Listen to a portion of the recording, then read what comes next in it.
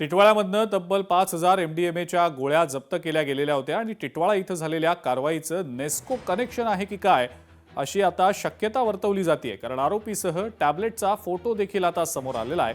आरोपी अश्विनी पॉलला 22 एप्रिलपर्यंत पोलीस कोठडी सुनावण्यात आलेली आहे। टिटवाळा इथल्या पद्मावती इथून अश्विनी पॉल हिला अटक करण्यात आलेली होती आणि अंदाजे 5 ते 6 कोटी रुपयांच्या या एक्स्टसीच्या गोळ्या MDMAच्या गोळ्या तिच्याकडून जप्त करण्यात आलेल्या होत्या।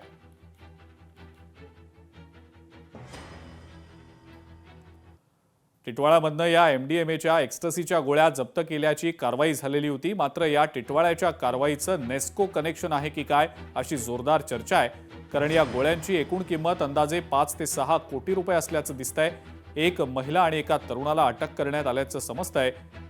हा सगळा प्रकार जो घडलाय त्याचं नेस्को कनेक्शन नेमकं काय आहे या अनुषंगानं आता तपास केला जातोय, कारण ही अश्विनी पॉल नामक महिला आणि सुफियान नावाच्या तरुणाला अटक करण्यात आलेली आहे। काही दिवसांपूर्वी इरफान अन्सारी याला सुद्धा अटक करण्यात आलेली होती। इरफानकडे 200 MDMAच्या गोळ्या सापडलेल्या होत्या आणि हा इरफान नेस्कोच्या कॉन्सर्टला सुद्धा हजर होता।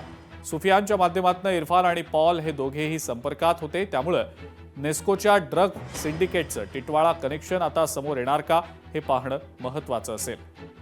पॉलकडनं सुफियान आणि सुफियानकडनं इरफानकडे आणि इरफानकडून नेस्कोमध्ये हे ड्रग्ज आले का याचाही सध्या शोध घेतला जातोय।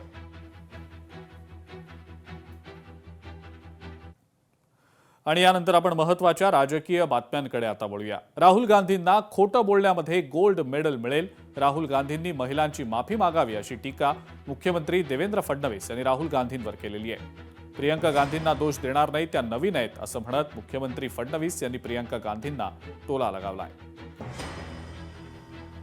एखादा व्यक्ती किती खोटं बोलू शकतो याचं जर ऑलिम्पिक घेतलं तर मी तुम्हाला सांगतो, राहुल गांधींशिवाय दुसऱ्याला मेडल मिळूच शकत नाही। सगळे गोल्ड मेडल हे राहुल गांधींनाच मिळतील।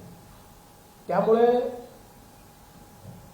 संविधानाने जे सांगितलं ते करण्याचा प्रयत्न आहे। मी राहुल गांधींनी माफी मागावी असं कधी म्हणणार नाही, कारण ते मागणारच नाही। मला हे माहिती आहे, त्यांना महिलांचा अपमान करणं, समाजातल्या इतर घटकांचा अपमान करणं हा त्यांचा छंद आहे। खरं म्हणजे त्यांनी तर साष्टांग दंडवत घालून माफी मागितली पाहिजे महिलांची, पण मला माहिती आहे त्यांचा तो स्वभाव आहे। मी प्रियंका गांधींना दोष देणार नाही, त्या नवीन आहे, त्यामुळे अजून त्यांचा पुरेसा अभ्यास झालेला नसेल म्हणून पुन्हा सांगतो, कारण त्या 2023 नंतर आलेल्या आहेत। 2023ला आपण ज्यावेळेस महिला आरक्षण विधेयक मंजूर केलं त्यावेळी आणि 2002चं जे काही आपलं कॉन्स्टिट्युशनल अमेंडमेंट आहे, या दोन्ही गोष्टींमुळे डिलिमिटेशन आणि सेन्सस या दोन गोष्टींशिवाय महिला आरक्षण विधेयक लागू होऊ शकत नाही। म्हणून डिलिमिटेशनची प्रोसेस सुरू करणं आणि सेन्सस न झालेलं असल्यामुळे 2011च्या सेन्ससनी ते डिलिमिटेशन करणं, या दोन गोष्टी केल्याशिवाय 2029मध्ये महिला आरक्षण विधेयक लागू होऊ शकत नव्हतं। हे कदाचित प्रियंकाजींना त्यांच्या लोकांनी समजावून सांगितलं नसेल म्हणून त्यांनी असा आरोप केला।